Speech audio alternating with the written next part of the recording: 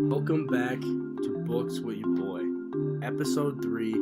Today we got a doozy, we got a good one. Today I'm going to be talking about A Long Way Gone, Memoirs of a Boy Soldier by Ishmael Bea. I'll tell you what, this is one of the best books I've read in a long time. So it takes place in Africa, Sierra Leone, a small state there. It's been warring for a long time. This takes place in the 90s. And it's just jaw dropping. It is absolutely insane.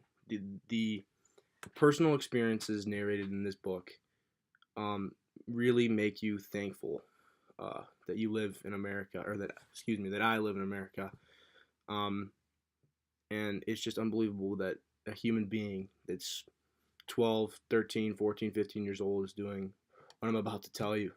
So let me explain. He starts talking. Ishmael starts his book when he's 6 years old. He's a normal kid, he's screwing around with his friends. He's a naughty kid. And one day he leaves his house. He's going to meet his friends, and he hears gunshots in his neighborhood. And he doesn't know what to do. He deserts his brother, and he just runs. He runs. Any normal kid would. Little does he know that his village is being attacked. Never to be recuperated in his lifetime that he would see. And he meets up with his friends. He gets his brother back for a little bit, for a short time. And he just goes from village to village, asking for food, begging for food, before the rebels of this Sierra Leone burn their villages and assault all those people. People are dying left and right. Villages are being destroyed day in and day out. And as Ishmael starts to learn and figure out what's exactly happening, he's finding out that his state, there's a war between a massive group of rebels and the state army, the state security.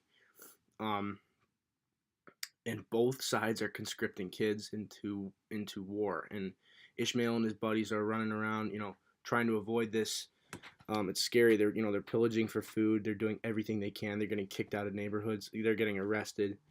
They're getting, sentenced to death, barely making it out. And eventually they're caught. They're caught by the state forces, and they say, "All right, it's time for you guys to fight. It's time for you guys to avenge your families that they ended up never seeing again." And they teach them how to use guns, AK-47s, etc., grenade launchers, and they're put face-to-face combat right away. And it is unbelievable to see how quickly these kids are numbed to the pain of killing. When they're told that it's to save their families, their naive minds just think, all right, it's the right thing to do, and they just kill people. Ishmael, he's not proud to admit it, but he, very clearly states that he killed many, many people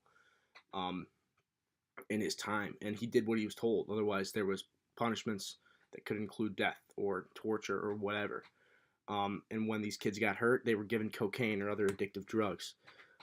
So these kids were, constantly nauseous, hallucinating, just doing as they were told. They killed people for fun. They did it as competition. They wanted to be like Rambo. They would watch movies after fighting, and all they would try to do is what they were told, and they enjoyed it. It was very scary. They became kill or be killed mentality children, 12, 15-year-old kids. And eventually, as the war is, driving on, it's still going, UNICEF comes in, offers tribe leaders some sort of deal, and enough so that they could give up their kids, and they take them to a rehabilitation center miles away in Africa. And these kids, they start killing each other in these camps.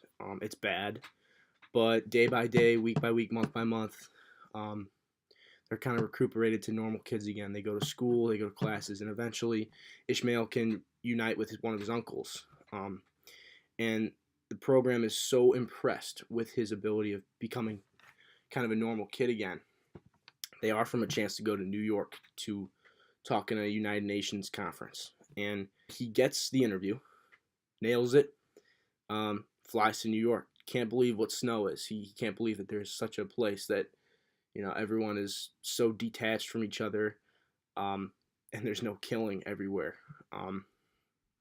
He learns all the customs that are sent to Africa, where they originate from. It's a crazy experience for him. He meets Laura, one of the officials of the United Nations meeting, and he almost falls in love with her, as a mother figure, and little does he know that she will adopt him legally,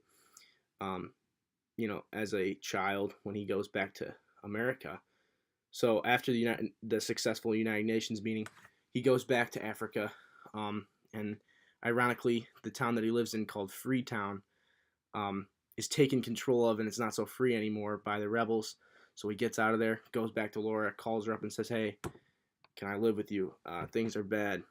He gets out and lives with Laura. He's in university. He actually went to Oberlin College, which is about 20 miles from Cleveland, where I live. So he's kind of a local guy, or in terms of education. And really, this book is just jaw dropping. That's the word. Like, I would just sit there reading and just be absolutely dumbfounded by the fact that kids could slit throats and throw grenades into groups of people, and not bat an eye. And that's not his fault. That's not his fault. That's what the people in his training facilities told him. It's not your fault. These kids, if you teach a kid something at such a young age, he's going to believe it. He's going to listen to you. And it's just horrible. I'm just thankful I live where I live. And the biggest problems are politics. And what sports team is going to win it all or something. Like, I'm just happy I'm at where I'm at, and it opens your eyes, because this world isn't as good a place as people think it is. So kudos to Bea for making it out alive, and doing his best to be a great person today. I highly encourage the book. Great read, eye-opening read, scary read, but definitely worth it. So another good day with Books with your boy. Please like and subscribe. Peace.